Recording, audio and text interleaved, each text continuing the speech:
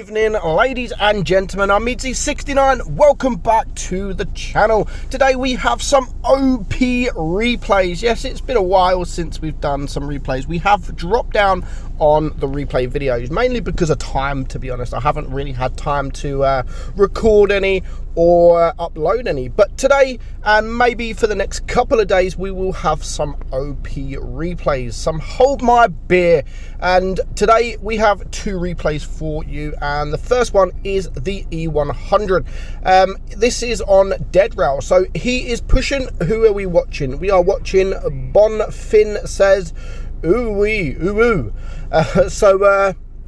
Yeah, not the best positions really for an E100 on this map, because it does have the weak cheeks. Unless you can angle them there, if you can angle them, then it's not too bad of a position, but it hasn't got the best of gun depressions. But he's going to make the position work. Now he has to be careful because he does have a few tanks to the right and he has a few tanks in front of him, and there is a one tank destroyer. This map, I do like this map, but when there's sort of 2 or 3 tank destroyers, it does become very, very campy. I love it when there's no tank destroyers, because at least in a heavy, you can actually push this hill higher or further than you would usually if there is a few TDs. Now, luckily, there is only one tank destroyer, and that is a waffle that hasn't yet been spotted. Now, this Sheridan is in all sorts of issues, problems, and he has just died. So he's now alone. If these guys push him, the IS-4 and the Sheridan, then he could also be in a lot of trouble. But luckily the Sheridan has other plans, and he decides to leave this IS-4 all on his own. Leaves him on 69 hit points. GG. That's what we love to see. We love a good 69 here on the channel. So 4 against 7 at the moment. That is it's not looking good for the green team. Now, it looks like there is an AFK. I don't know if there's 2 AFKs, actually. If you look at the minimap, there's a heavy and a medium. The 50B and whatever medium that is, the Leopard PTA. So it's now a 3 versus 6. The Motion has just YOLO'd. He really needs to take care of this Yo. Is he going to go for the HE? No, he's not. Gets a nice shot, though. And the Motion does take care of that other guy. So it's now a 2 versus 5. The VK at the back there, and where did I say the 50B? There is no even 50B on the enemy team.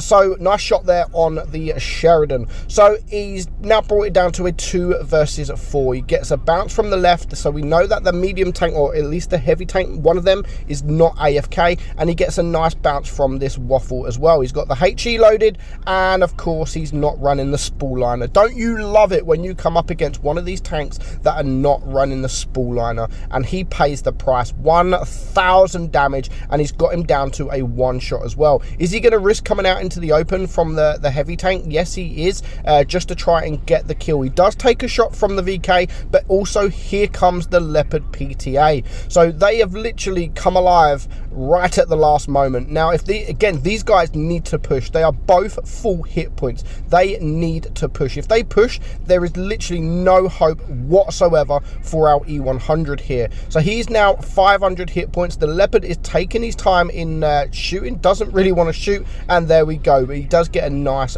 bounce. So 170 base, 170 hit points left, and he does clear that guy. Now he gets an all-important bounce here from the VK45. Very important. Now what he needs to do now is try and angle his hull and try and angle his turret. Very, very important. Otherwise this is going to be game over for him. 7,500 damage. They have got it back down to a 2 versus 2.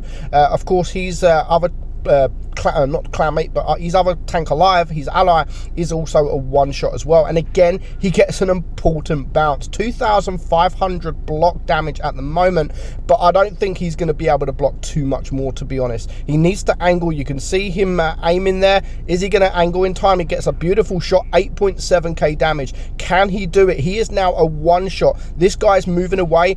He is stock, so that is very important, and he is now hopefully he going to take this guy out before he reloads? He does. So 9,200 damage, 5 kills, but there is still, oh no, there is no tanks left alive. 2,800 block damage, and he ends on nearly 10k damage. Well, actually 9,200 damage. Very, very well played there from Bonfin, and I do love a good E100 battle. Next up, we are going to watch an E50M battle, another German tank and another strong tank at that. And today we are watching Jazoik.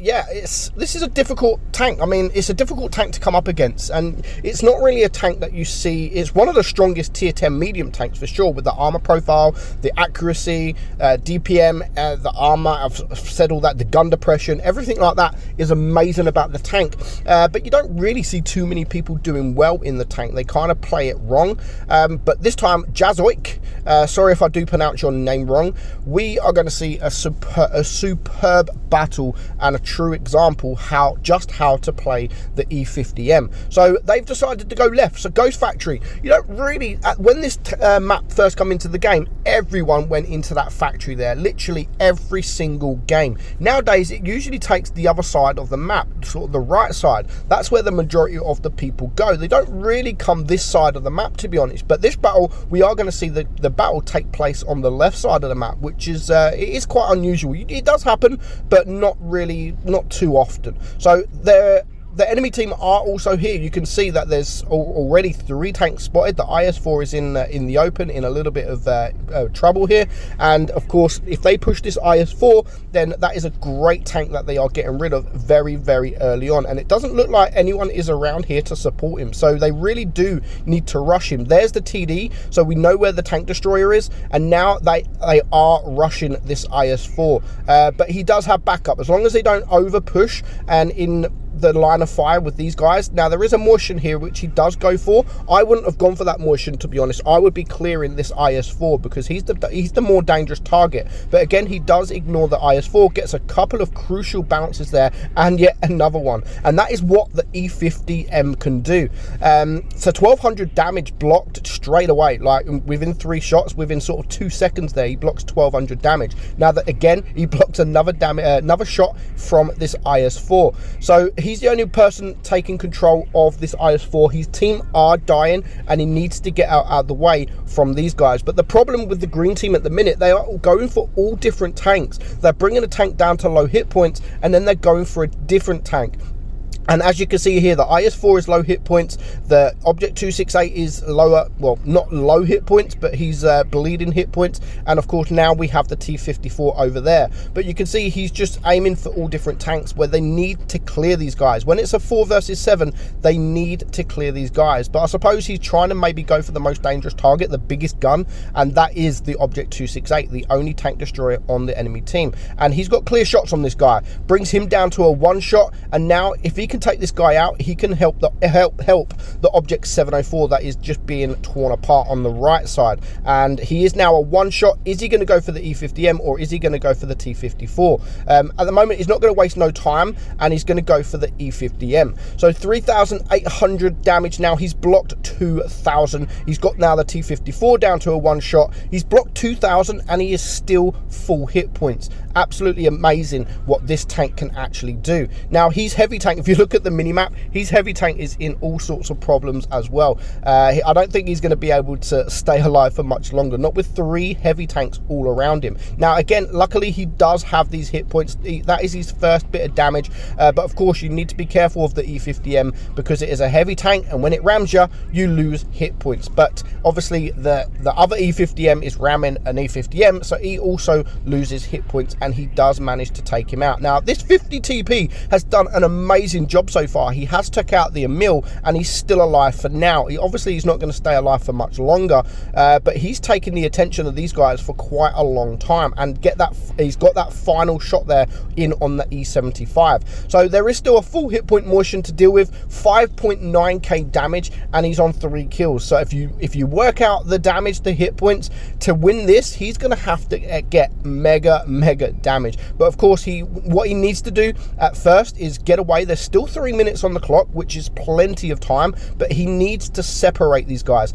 At the minute, he's playing from distance, and he has the DPM to do so. Now, luckily, both of these tanks are not the quickest of tanks, and they are finally splitting up, but they are still quite close together. Now, again, he's going for the motion. I would be going for this E75, who is lower hit points, and hopefully he does go for him first instead of going for two different tanks. But I'm not quite sure. I haven't seen this game, to be honest. I know the result, but I haven't quite seen what he goes for. But he's doing it again. He's going for this motion. He brings the E75 down to very low hit points, and then he leaves him and starts going for a different tank. Maybe he done that to, so I don't know why he done that, to be honest. But again, he gets a nice shot, and he's on 2,500 blocked damage. But he needs to be quick. He needs to clear these guys. Luckily, if the E75 does come over, he can just sort of get over the ridgeline. But he has now got the motion down to a one shot. So if he goes for the E75 here now, I'll be mega angry. But of course, he's not going to do that.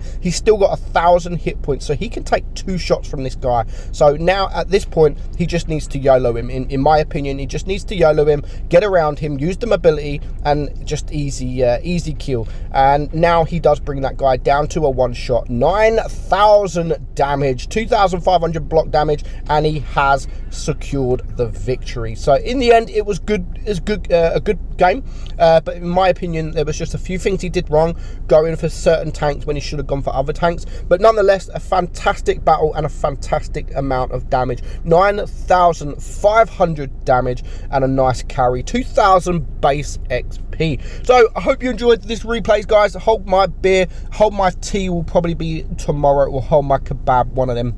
So I will see you there. Thanks for joining in. And if you want to support the channel even more, please subscribe to the channel. Maybe become a member or become a patron of mine, where you do get early access to some videos. So yeah, hop along and join my little community there. I'm meadsy69, guys. Thanks for watching. I'll see you soon. Bye-bye.